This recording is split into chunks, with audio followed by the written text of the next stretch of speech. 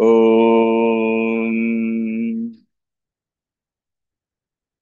वक्रतुण्डमहाकाय सूर्यकोटिसमप्रभ निर्विघ्नं कुरु मे देव सर्वकार्येषु सर्वदा। सरस्वती नमस्तुभ्यं वरदे कामरूपिणि विद्यारम्भं करिष्यामि सिद्धिर्भवतु मे सदा। गुरुर्ब्रह्मा गुरुर्विष्णुः गुरुर्देवो महेश्वरः गुरुः साक्षात् परं ब्रह्म तस्मै श्रीगुरवे नमः।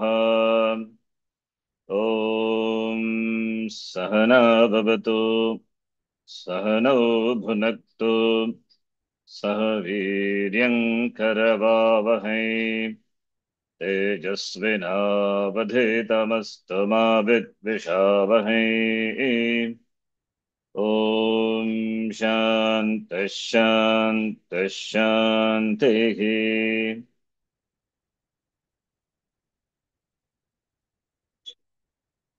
ॐ श्री दुर्गायै नमः। अथ श्री दुर्गा सप्तशती प्रथमोऽध्यायः। ॐ प्रथमचरित्रस्य ब्रह्मा ऋषिः, महाकाली देवता, गायत्री छन्दः, नन्दा शक्तिः, रक्तदन्तिका बीजम्, अग्निस्तत्त्वम्, ऋग्वेदस्वरूपम्। श्रीमहाकाली प्रीत्यर्थे प्रथमचरित्रजपे विनियोगः। ॐ श्रीदुर्गायै नमः। अथ श्रीदुर्गा सप्तशती प्रथमोऽध्यायः। ॐ प्रथमचरित्रस्य ब्रह्मा ऋषिः, महाकाली देवता, गायत्री छन्दः, नन्दाशक्तिः, रक्तदन्तिका बीजम्, अग्निस्तत्त्वम्, ऋग्वेदस्वरूपम्। श्रीमहाकाली प्रीत्यर्थे प्रथमचरित्रजपे विनियोगः।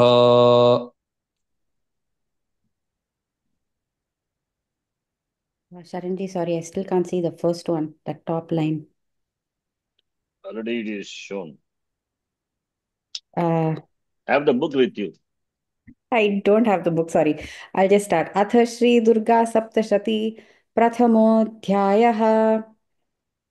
ॐ प्रथमचरित्रस्य ब्रह्मा ऋषिः, महाकाली देवता, गायत्री छन्दः, नन्दा शक्तिः, रक्तदन्तिका बीजम्, अग्निस्तत्त्वम्, ऋग्वेदस्वरूपम्।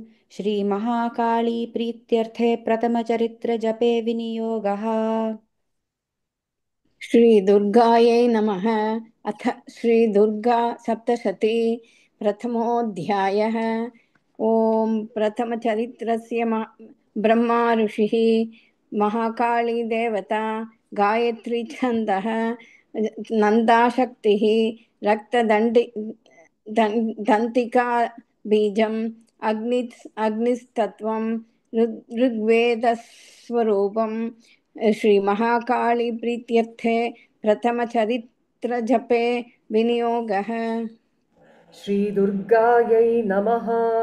अथ श्रीदुर्गा सप्तशती प्रथमोऽध्यायः। ॐ प्रथमचरित्रस्य ब्रह्मा ऋषिः, महाकाली देवता, गायत्री छन्दः, नन्दाशक्तिः, रक्तदन्तिका बीजम्, अग्निस्तत्त्वम्, ऋग्वेदस्वरूपम्। श्रीमहाकालिका प्रीत्यर्थे प्रथमचरित्रजपे विनियोगः। Mahakalika also, okay. It is done in your book like that? No, Sharanji, sorry, I think I made a mistake. Mahakali प्रीत्यर्थे प्रथमचरित्रजपे विनियोगः।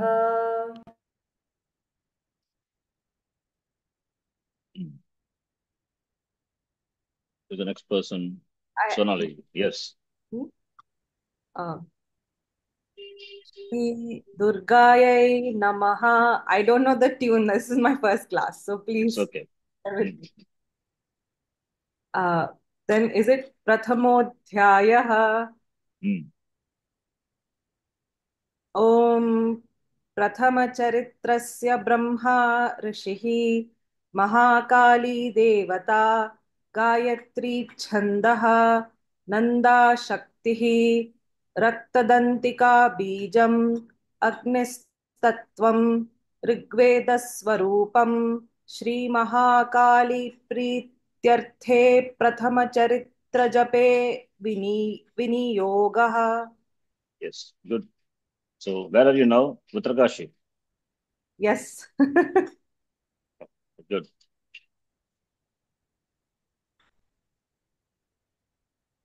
She is one of my student in the 3 months course in Rishikesh. Sonali.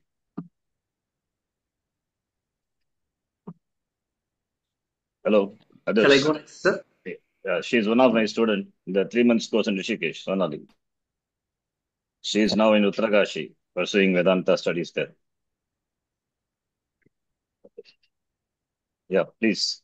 Next one. Very inspiring. Shall I go next, sir? Yeah, please. Shri Dur. Okay, Shruti is too low for me. Just a minute, sir.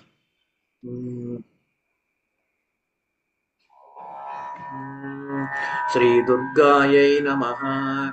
अथ श्री दुर्गा सप्तशती प्रथमोऽध्यायः.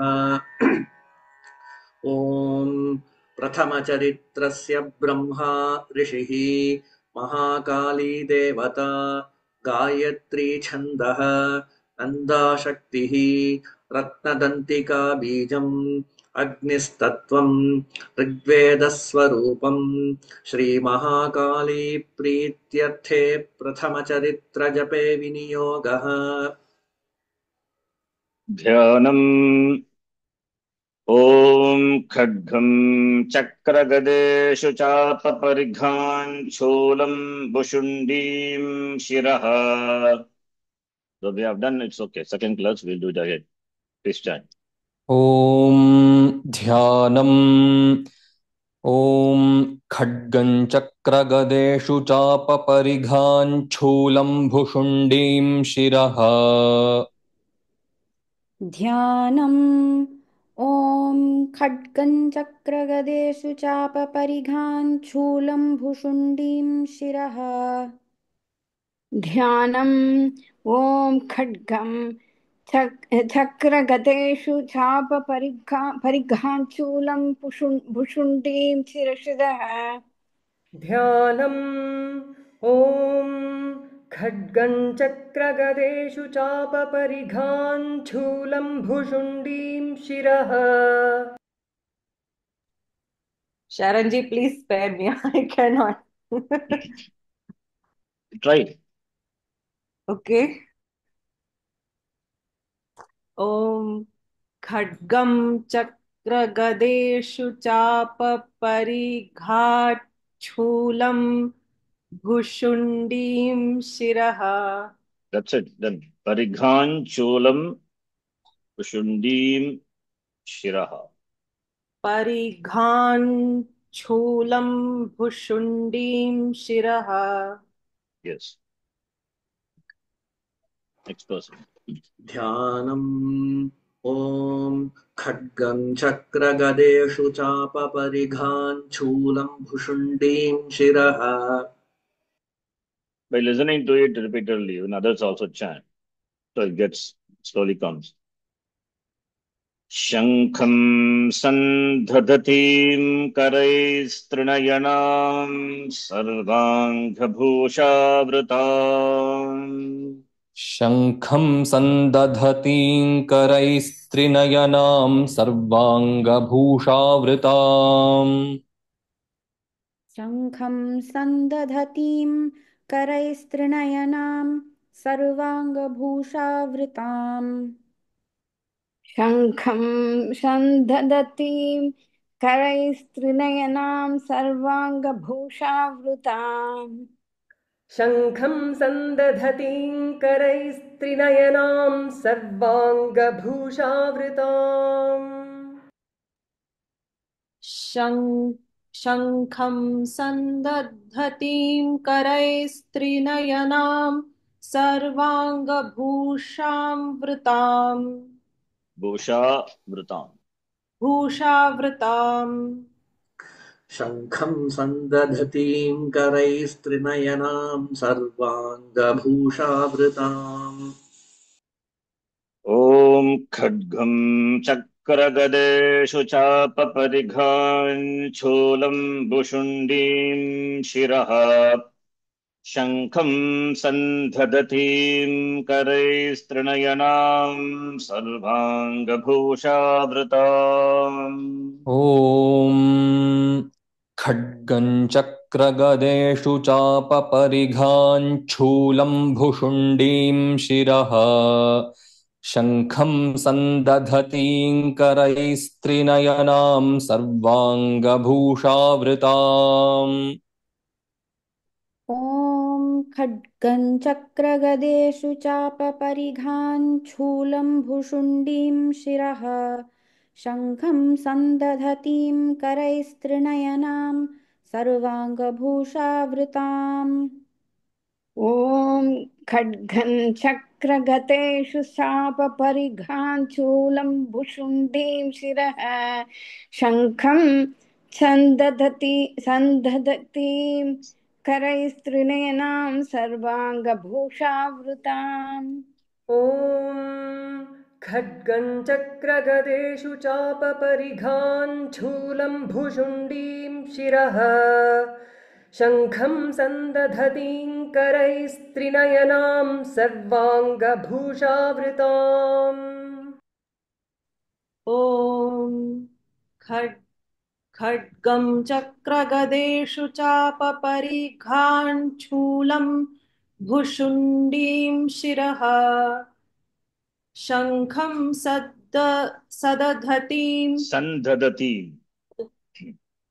शङ्खं सन्दधतीं करैस्त्रिनयनां सर्वाङ्गभूषावृताम् ॐ खड्गं चक्रगदेषु चापपरिघान् शूलं भुशुण्डीं शिरः शङ्खं सन्दधतीं करैस्त्रिनयनां सर्वाङ्गभूषावृताम् नीलाश्मद्युतिमास्य पाददशकां सेवे महाकालिकाम् नीलाश्मद्युतिमास्य पाददशकां सेवे महाकालिकाम् नीलाश्मद्युतिमास्य पाददशकां सेवे महाकालिकाम् नीलाश्मद्युतिमास्य पाददशकां सेवे महाकालिकाम् नीलाश्मद्युतिमास्य पाददशकां सेवे महाकालिकाम् नीलाश्मद्युतिमास्य पाददशकां सेवे महाकालिकाम् नीलाश्मद्युतिमास्य पाददशकां सेवे महाकालिकाम् यामस्तौत्स्वपिते हरौ कमलजो हन्तुं मधुं कैटभम् यामस्तौ स्त्वपिते हरौ कमलजो हन्तुं मधुं कैटभम्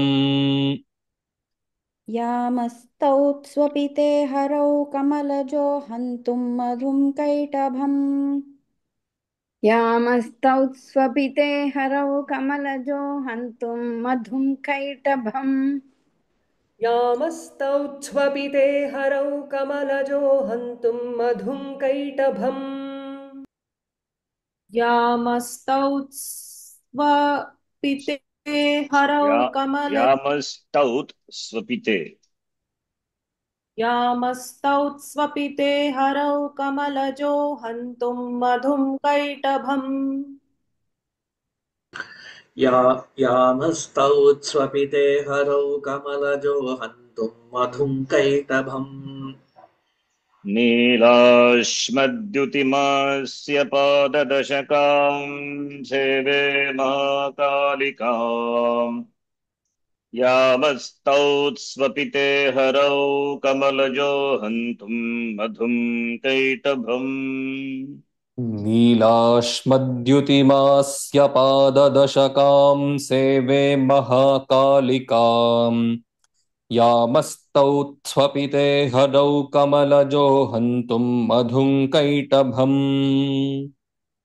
नीलाश्मद्युतिमास्य पाददशकां सेवे महाकालिकां यामस्तौ स्वपिते हरौ कमलजो हन्तुं मधुं कैटभम् नीलास्मद्युतिमास्य पाददशकां सेवे महाकालिकां यामस्तौ स्वपिते हरौ कमलजो हन्तुं मधुं कैटभम् नीलाश्मद्युतिमास्य पाददशकां सेवे महाकालिकाम् यामस्त्वौत्स्वपिते हरौ कमलजो हन्तुं मधुं कैटभम्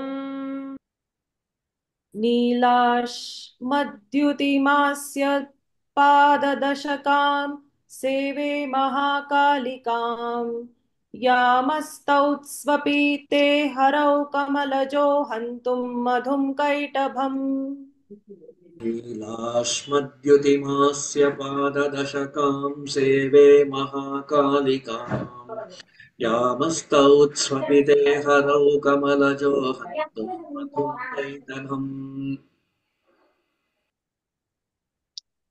ॐ खड्गं चक्रगदेषु चापपरिघ्रान् शूलं भुशुण्डीं शिरः शङ्खं सन्धधतीं करैस्तृणयनां सर्वाङ्गभूषावृताम् नीलाश्मद्युतिमास्य पाददशकां सेवे महाकालिकाम् यामस्तौत्स्वपिते हरौ कमलजो हन्तुं मधुं कैटभम् ॐ खड्गं चक्रगदेषु चापपरिघाञ्छूलं भुशुण्डीं शिरः शङ्खं सन्दधतीं करैस्त्रिनयनां सर्वाङ्गभूषावृताम् नीलाश्मद्युतिमास्य पाददशकां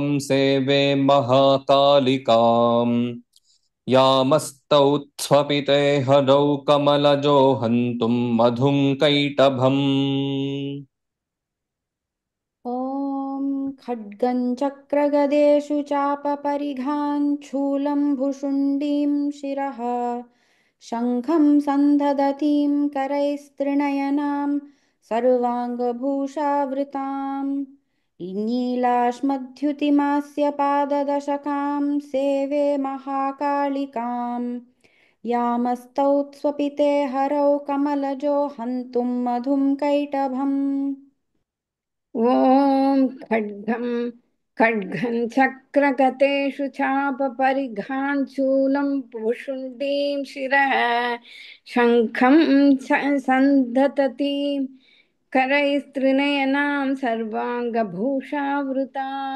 नीलाश्मद्युतिमास्य पाददशकां सेवे महाकालिकां यामस्तौत्स्वपिते हरौ कमलजो हन्तुं मधुं कैटभम् ॐ खड्गं चक्रगदेषु चापपरिघाञ्छूलं भुशुण्डीं शिरः शङ्खं सन्दधतीं करैस्त्रिनयनां सर्वाङ्गभूषावृताम् नीलाश्मद्युतिमास्य पाददशकां सेवे महाकालिकाम् यामस्त्वौत्स्वपिते हरौ कमलजो हन्तुं मधुं कैटभम् ॐ खड्गं चक्रगदेषु चापपरिघाञ्छूलं भुशुण्डीं शिरः शङ्खं सन्दधतीं करैस्त्रिनयनां सर्वाङ्गभूषावृताम् मास्य पाददशकां सेवे महाकालिकाम् यामस्तौत्स्वपिते हरौ कमलजो हन्तुं मधुं कैटभम्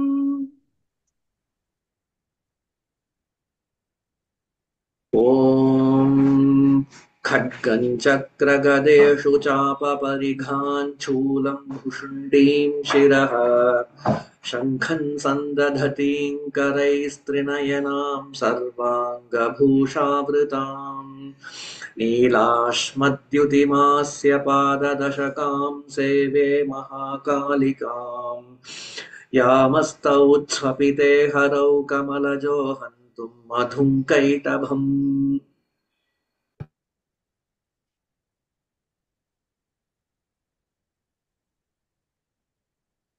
From shloka number 6. From 6, Sharanji.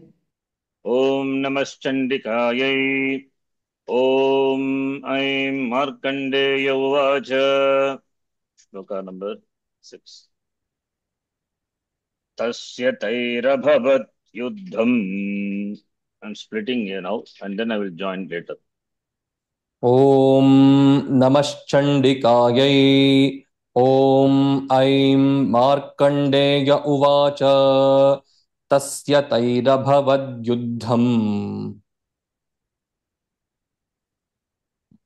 ॐ नमश्चण्डिकायै ॐ ऐं मार्कण्डेय उवाच तस्य तैरभवद्युद्धम् ॐ नमः चण्डिकायै ॐ ऐं मार्कण्डेय उवाच तस्य तैरभवत् युद्धम् ॐ नमश्चण्डिकायै ॐ ऐं मार्कण्डेय उवाच तस्य तैरभवद्युद्धम्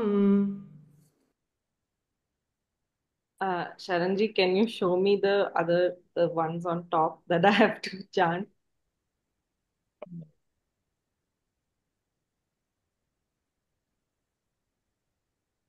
ॐ नमश्चण्डिकायै ॐ ऐं मार्कण्डेय उवाच तस्य तैरभवद्युद्धम् ॐ नमश्चण्डिकायै ॐ ऐं मार्कण्डेय उवाच तस्य तैरभवद्युद्धम् अतिप्रबलदण्डिनः अतिप्रबलदण्डिनः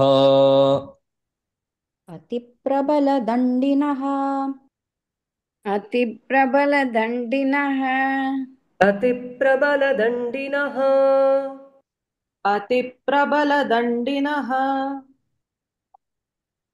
अतिप्रबलदण्डिनः तस्य तैरभवद्युद्धमतिप्रबलदण्डिनः तस्य तैरभवद्युद्धमतिप्रबलदण्डिनः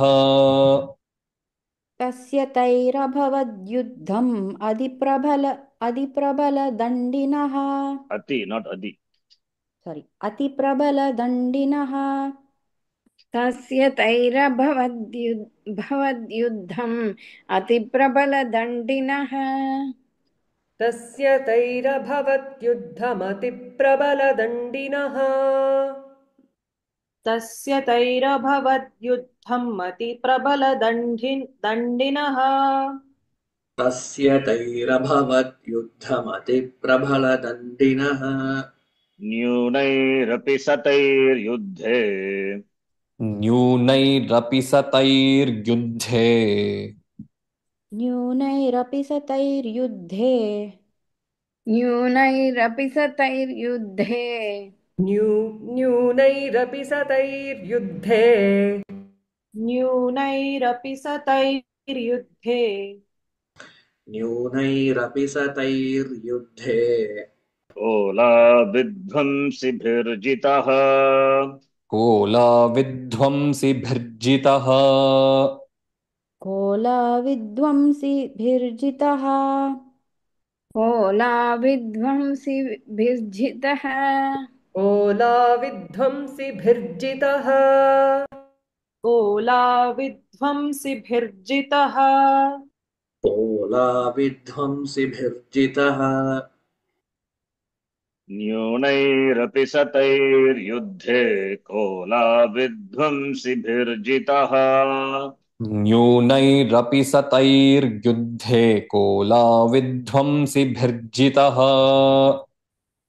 न्यूनैरपि सतैर्युद्धे कोलाविध्वंसिभिर्जितः न्यूनैरपि सतैर्युद्धे कोलाविध्वंसिभिर्जितः न्यूनैरपि सतैर्युद्धे कोलाविध्वंसिभिर्जितः न्यूनैरपि सतैर्युद्धे कोलाविध्वंसिभिर्जितः न्यूनैरपि सतैर्युद्धे कोलाविध्वंसिभिर्जितः कस्य तैरभवद्युद्धमतिप्रबलदण्डिनः न्यूनैरपि सतैर्युद्धे कोलाविध्वंसिभिर्जितः तस्य तैरभवद्युद्धमतिप्रबलदण्डिनः न्यूनैरपि सतैर्युद्धे कोलाविध्वंसिभिर्जितः तस्य तैरभवद्युद्धमतिप्रबलदण्डिनः न्यूनैरपि सतैर्युद्धे कोलाविध्वंसिभिर्जितः तस्य तैरभवद्युद्धम् अतिप्रबलदण्डिनः न्यूनैरपि सतैर्युद्धे कोलाविध्वंसिभिर्जितः तस्य तैरभवद्युद्धमतिप्रबलदण्डिनः न्यूनैरपि सतैर्युद्धे कोलाविध्वंसिभिर्जितः तस्य तैरभवद्युद्धम् अतिप्रबलदण्डिनः न्यूनैरपि सतैर्युद्धे कोलाविध्वंसिभिर्जितः तस्य तैरभवद्युद्धमतिप्रबलदण्डिनः न्यूनैरपि सतैर्युद्धे कोलाविध्वंसिभिर्जितः ततः स्वपुरमायातो ततः स्वपुरमायातो ततः स्वपुरमायातो ततः स्वपुरमायातो ततः स्वपुरमायातो ततः स्वपुरमायातो ततः स्वपुरमायातो निजदेशाधिपोऽभवत् निजदेशाधिपोऽभवत् Sharan ji, निज when we, because the Utvam and Gunasandhi Svapurama becomes, otherwise it is Svapurama Yataha only, we have to stop since we are stopping at half sentence. Yeah, but anyway, when you chant together, it will be to. That's why I'm making it like that. Okay. Otherwise, taha, and after to, those who don't know Sandhi, they may get confused. All right. Thank you. Thank you. निजदेशाधिपो भवत् निजदेशाधिपोऽभवत् निजदेशाधिपोऽभवत् निजदेशाधिपोऽभवत् देशाधिपोऽभवत् ततः स्वपुरमायातो निजदेशाधिपोऽभवत् ततः स्वपुरमायातो निजदेशाधिपोऽभवत् ततः स्वपुरमायातो निजदेशाधिपो भवत् ततः स्वपुरमायातो निजदेशाधिपोऽभवत् ततः स्वपुरमायातो निजदेशाधिपोऽभवत् ततः स्वपुरमायातो निजदेशाधिपोऽभवत् Arvinji, yes. I- Sorry. Yeah. ततः स्वपुरमायातो निजदेशाधिपोऽभवत् ततः स्वपुरमायातो निजदेशाधिपोऽभवत् आक्रान्तः स महाभागः आक्रान्तः स महाभागः आक्रान्तः स महाभागः आक्रान्तः स महाभागः आक्रान्तः स महाभागः आक्रान्तः स महाभागः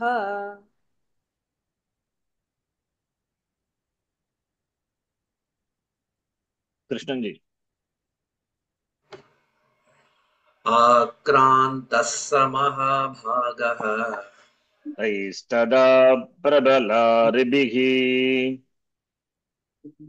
तैस्तदा प्रबलारिभिः तैस्तदा प्रबलारिभिः तैस्तदा प्रबलारिभिः तैस्तदा प्रबलारिभिः तैस्तदा प्रबलारिभिः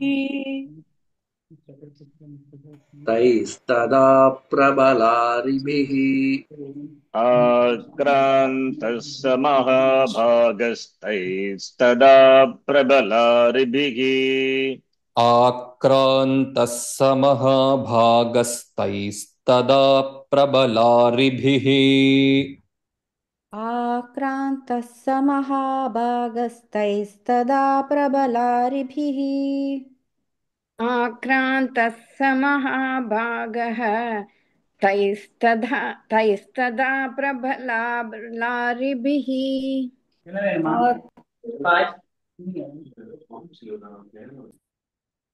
आक्रान्तः स महाभागस्तैस्तदा प्रबलारिभिः आक्रान्तः स महाभागस्तैस्तदा प्रबलारिभिः आक्रान्तः स महाभागस्तैस्तदा प्रबलारिभिः ततः स्वपुरमायातो निजदेशाधिपोऽभवत् आक्रान्तः स महाभागस्तैस्तदा प्रबलारिभिः ततः स्वपुरमायातो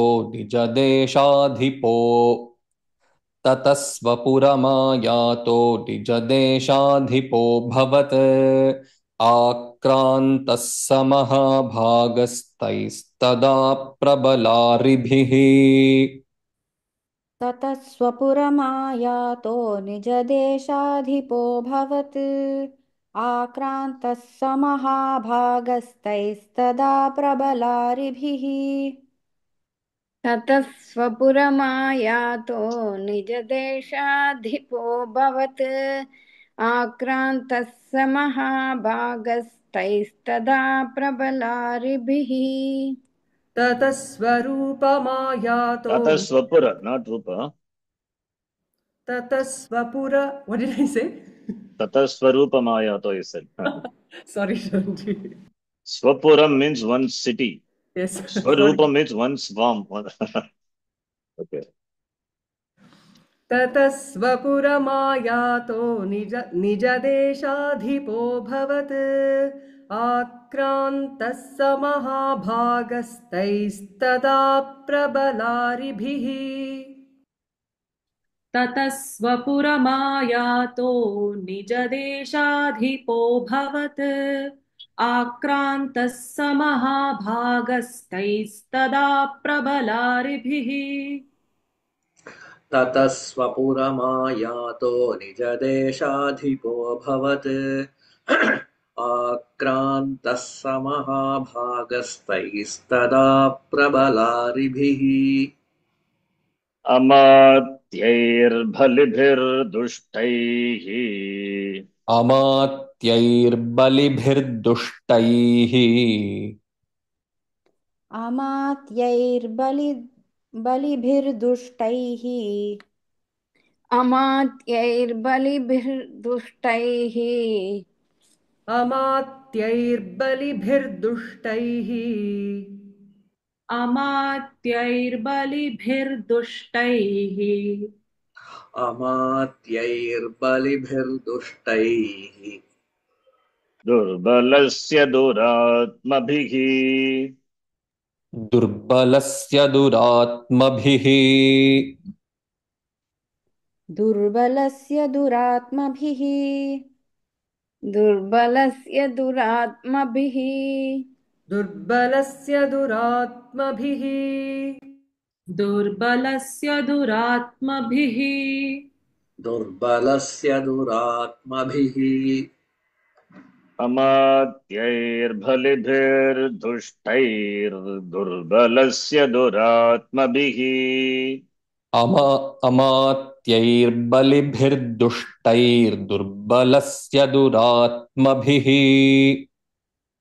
अमात्यैर्बलिभिर्दुष्टैर् अमात्यैर्बलिभिर्दुष्टैर्दुर्बलस्य दुरात्मभिः अमात्यैर्बलिभिर्दुष्टैर्दुर्बलस्य दुरात्मभिः अमात्यैर्बलिभिर्दुष्टैर्दुर्बलस्य दुरात्मभिः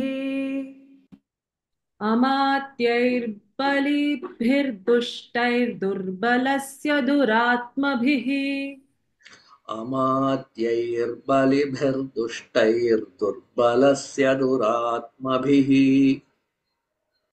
कोशो बलं चापहृतम् कोशो बलं चापहृतम् कोशो बलं चापहृतम् कोशो बलं चापहृतम् कोशो बलं चापहृतम् कोशो बलं चापहृतम् कोशो बलं चापहृतम् तत्रापि स्वपुरे ततः तत्रापि स्वपुरे ततः तत्रापि स्वपुरे ततः तत्रापि स्वपुरे ततः तत्रापि स्वपुरे ततः तत्रापि स्वपुरे ततः तत्रापि स्वपुरे ततः कोशो बलं चापहृतम् तत्रापि स्वपुरे ततः कोशो बलं चापहृतम् तत्रापि स्वपुरे ततः कोशो बलं चापहृतं तत्रापि स्वपुरे ततः कोशो बलं चापहृतं तत्रापि स्वपुरे ततः कोशो बलं चापहृतं तत्रापि स्वपुरे ततः कोशो बलं चापहृतं तत्रापि स्वपुरे ततः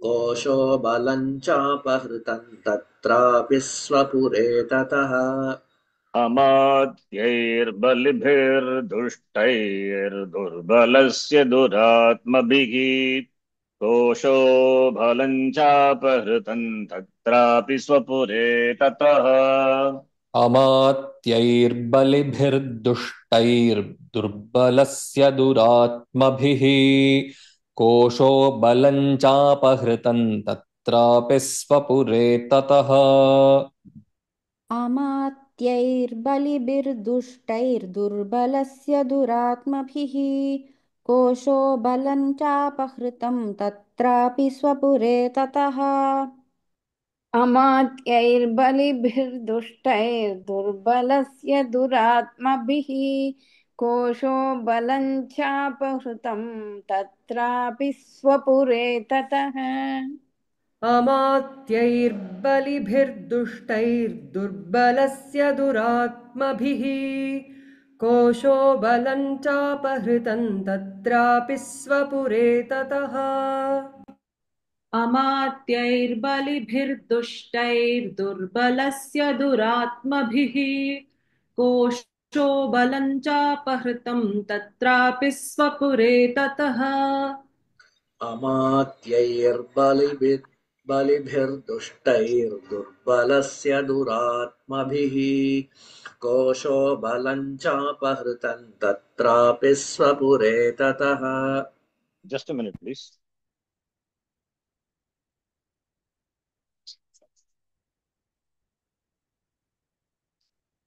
One minute, just. Okay, Shanti.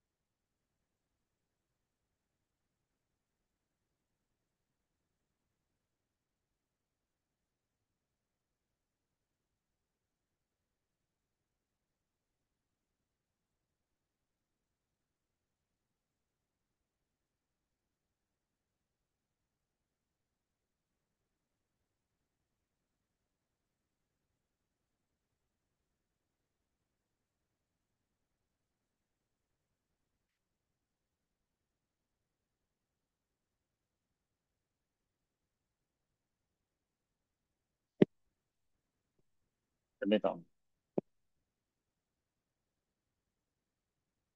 parcel what I sent from Rishikesh, it has come now. Tato mrigaya vyajena ततो मृगया व्याजेन ततो मृगया व्याजेन ततो मृगया व्याजेन ततो मृगया व्याजेन ततो मृगया व्याजेन ततो मृगया व्याजेन हृतस्वाम्यः स भूपतिः हृतस्वाम्यः स भूपतिः हृतस्वाम्यः स भूपतिः हृतस्वाम्यः स भूपतिः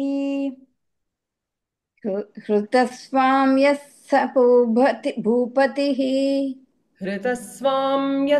भूपतिः हृतस्वाम्यः स भूपतिः कृतस्वाम्यः स भूपतिः ततो मृगया व्याजेन हृतस्वाम्यः स भूपतिः ततो मृगया व्याजेन हृतस्वाम्यः स भूपतिः ततो मृगया स्वाजेन मृगया हृतस्वाम्यः व्याजेन, not स्वाजेन. सारी ततो मृगया व्याजेन हृतस्वाम्यः स भूपतिः ततो मृगया व्याजेन हृतस्वाम्यः स भूपतिः ततो Sundaraji. मृगया व्याजेन हृतस्वाम्यः स भूपतिः ततो मृगया व्याजेन हृतस्वामः स भूपतिः हृतस्वाम्यः स भूपतिः. ओ हृतस्वाम्यः स भूपतिः ततो मृगया व्याजेन हृतस्वाम्यः स भूपतिः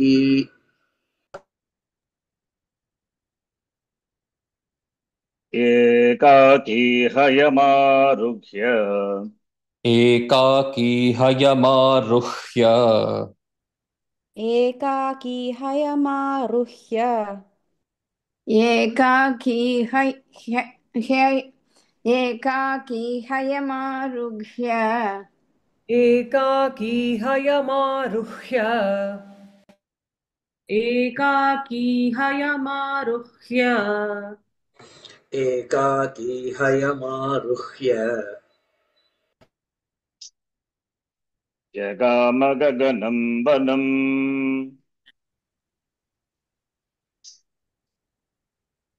अरविंद जी जगामगहनं वनम्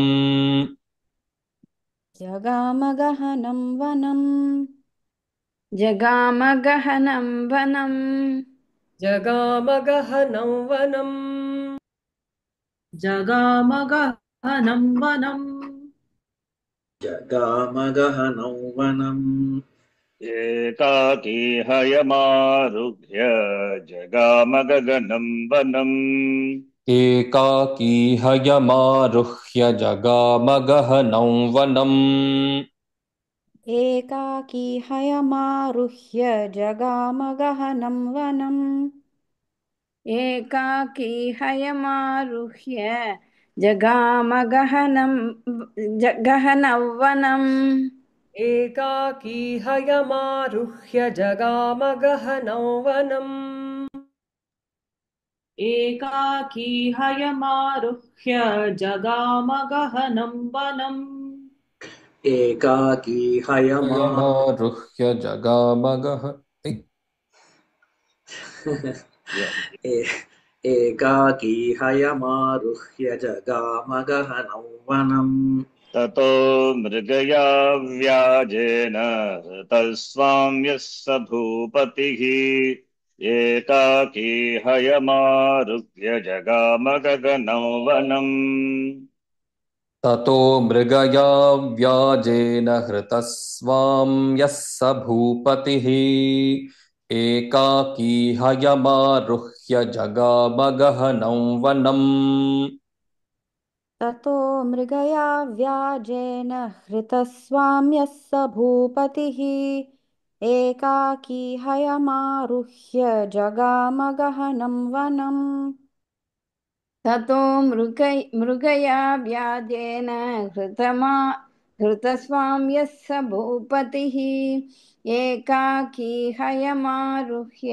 जगामगहनवनम् गगनं वनम् ततो गहनं वनम् Yeah. ततो मृगया व्याजेन हृतस्वाम्यः स भूपतिः एकाकी हयमारुह्य जगामगहनं वनम् ततो मृगया व्याजेन हृतस्वाम्यः स भूपतिः एकाकी हयमारुह्य जगामगहनं वनम् ततो मृगया व्याजेन हृतस्वाम्यः स भूपतिः एकाकी हयमारुह्य जगामगहनं वनम् स तत्राश्रममद्राक्षीत् स तत्राश्रममद्राक्षीत्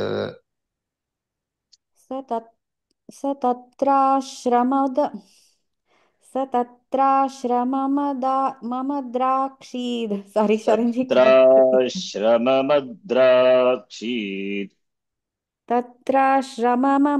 तत्रा सतत्राश्रममद्राक्षीद् ततत्राश्रममद्राक्षीत् स तत्राश्रममद्राक्षीद् स तत्राश्रममदत् स तत्राश्रममद्राक्षीत् okay.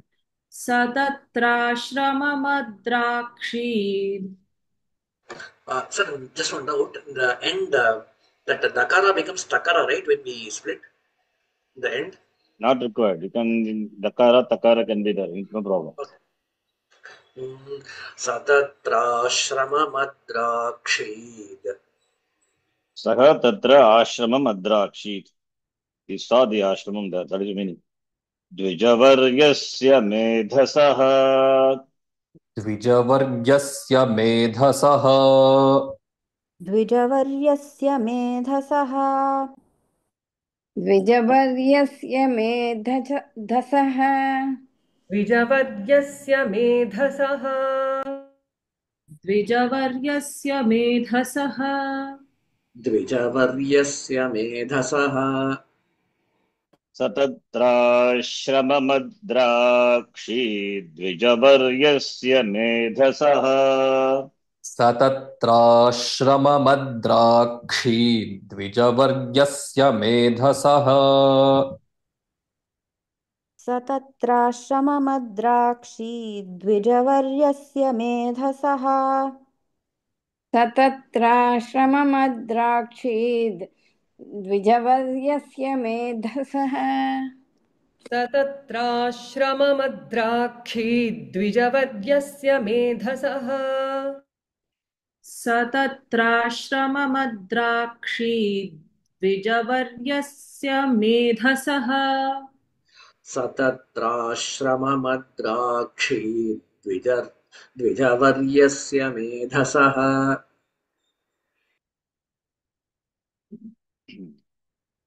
प्रशान्तश्वापदाकीर्णम् प्रशान्तश्वापदाकीर्णम् प्रशान्तश्वापदाकीर्णम् प्रशान्तस्वापदाकीर्णम् प्रशान्तश्वापदाकीर्णम् प्रशान्तश्वापदाकीर्णम् प्रशान्तश्वापदाकीर्णम् मुनिशिष्योपशोभितम् मुनिशिष्योपशोभितम् मुनिशिष्योपशोभितम् मुनिशिष्योपशोभितम् मुनिशिष्योपशोभितम् मुनिशिष्योपशोभितम् मुनिशिष्योपशोभितम् प्रशान्तश्वापदाकीर्णम् मुनिशिष्योपशोभितम् प्रशान्तश्वापदाकीर्णम् मुनिशिष्योपशोभितम् प्रशान्तश्वापदाकीर्णं मुनिशिष्योपशोभितम्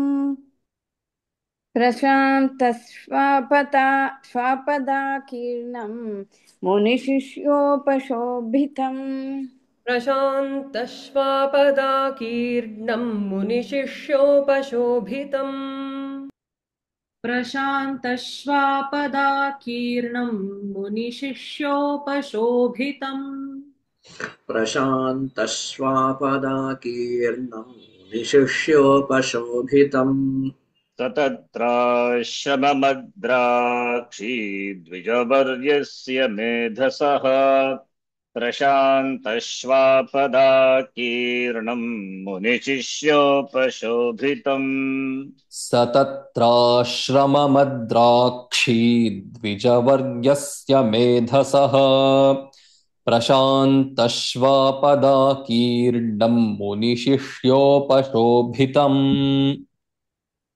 ततत्राश्रममद्राक्षी द्विजवर्यस्य मेधसः प्रशान्तश्वापदाकीर्णं मुनिशिष्योपशोभितम् सतत्राश्रममद्राक्षी द्विजवर्यस्य मेधसः प्रशान्तस्वापदाकीर्णम् मुनिशिष्योपशोभितम् ततत्राश्रममद्राक्षी द्विजवर्यस्य मेधसः प्रशान्तश्वापदाकीर्णम् मुनिशिष्योपशोभितम्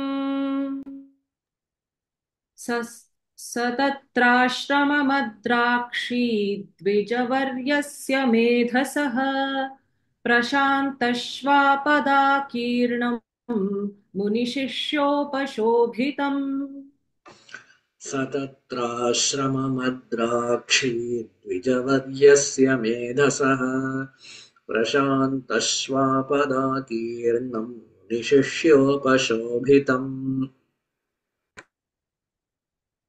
quickly once. तस्य तैरभवद्युद्धमतिप्रबलदण्डिनः न्यूनैरपि सतैर्युद्धे कोलाविध्वंसिभिर्जितः ततः स्वपुरमायातो निजदेशाधिपोऽभवत् आक्रान्तः स महाभागस्तैस्तदा प्रबलारिभिः अमात्यैर्बलिभिर्दुष्टैर्दुर्बलस्य दुरात्मभिः कोशो बलं चापहृतं तत्रापि स्वपुरे ततः ततो मृगया व्याजेन हृतस्वाम्यः स भूपतिः एकाकी हयमारुह्य जगाम गगनं वनं ततत्राश्रममद्राक्षी द्विजवर्यस्य मेधसः प्रशान्तश्वापदाकीर्णं मुनिशिष्योपशोभितम् तस्य तैरभवद्युद्धमतिप्रबलदण्डिनः न्यूनैरपि सतैर्युद्धे कोलाविध्वंसिभिर्जितः ततः स्वपुरमायाते प्रमायातो ततः स्वपुरमायातो निजदेशाधिपोऽभवत् आक्रान्तः स महाभागस्तैस्तदा प्रबलारिभिः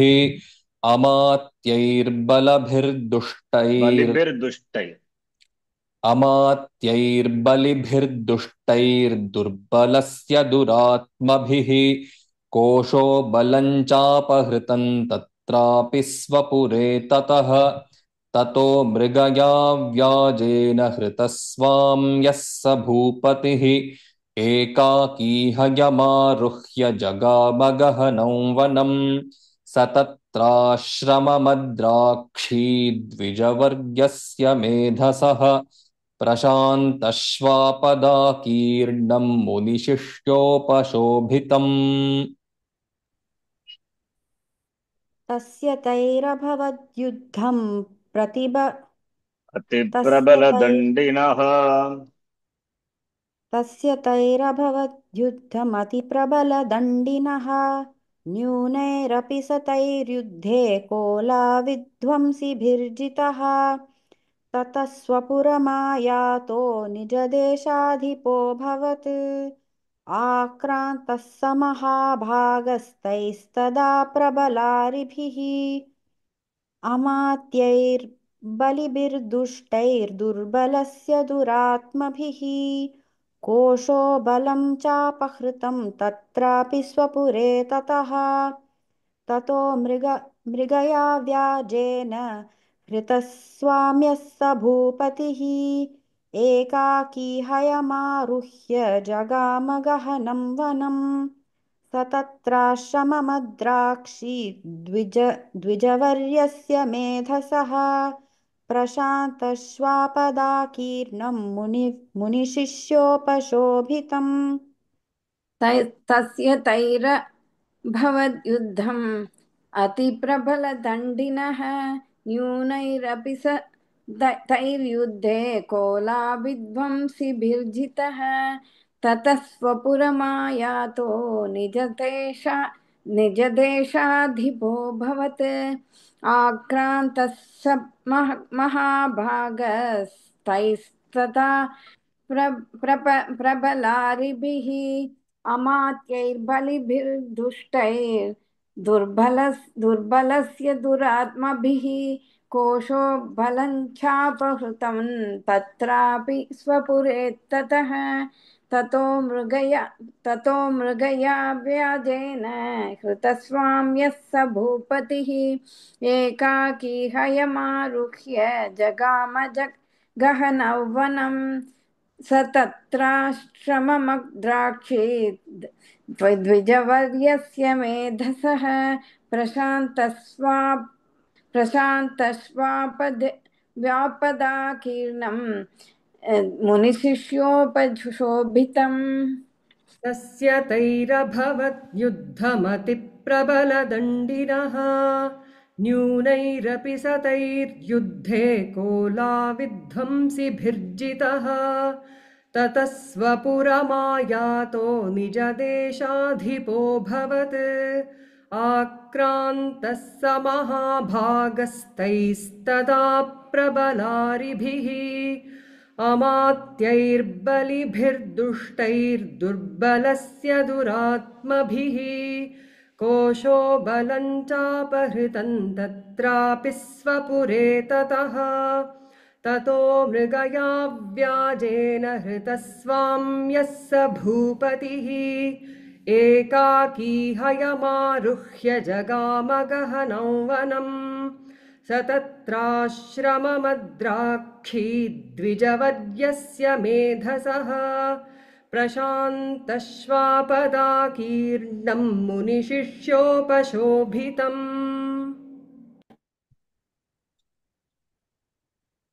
तस्य तैरभवत् युद्धं मतिप्रबलदण्डिनः न्यूनैरपि सतैर्युद्धे कोलाविध्वंसिभिर्जितः ततः स्वपुरमायातो निजदेशाधिपोऽभवत् आक्रान्तः स महाभागस्तैस्तदा प्रबलारिभिः अमात्यैर्बलिभिर्दुष्टैर्दुर्बलस्य दुरात्मभिः कोशो बलं चापहृतं तत्रापि स्वपुरे ततः ततो मृगया व्याजेन हृतस्वाम्यस्वभूपतिः एकाकी हयमारुह्य जगामगहनं वनम् स तत्राश्रममद्राक्षी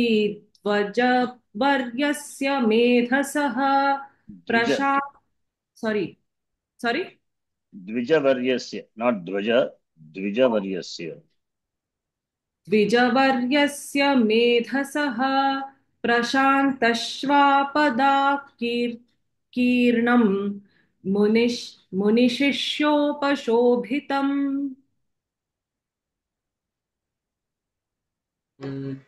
तस्य तैरभवत् युद्धमतिप्रबलदण्डिनः न्यूनैरपि सतैर्युद्धे कोलाविध्वंसिभिर्जितः ततः स्वपुरमायातो निजदेशाधिपोऽभवत् आक्रान्तः स महाभागस्तैस्तदा प्रबलारिभिः अमात्यैर्बलिभिर्दुष्टैर्दुर्बलस्य दुरात्मभिः कोशो बलं चापहृतं तत्रापि स्वपुरे ततः ततो मृगया व्याजेन हृतस्वाम्यः स भूपतिः एकाकी हयमारुह्य जगामगहनं वनम् स तत्राश्रममद्राक्षी द्विजवर्यस्य मेधसः प्रशान्तश्वापदाकीर्णं निशिष्योपशोभितम् ॐ पूर्णमदः पूर्णमिदं पूर्णात् पूर्णमुदच्यते पूर्णस्य पूर्णमादाय पूर्णमेवावशिष्यते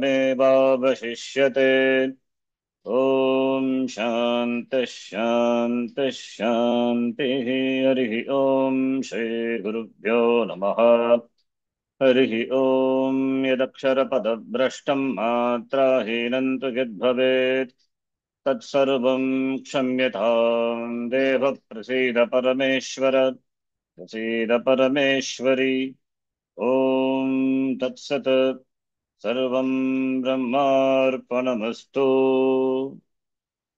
धन्यवादः धन्यवादः सर। धन्यवादः सर धन्यवादः शरण जी।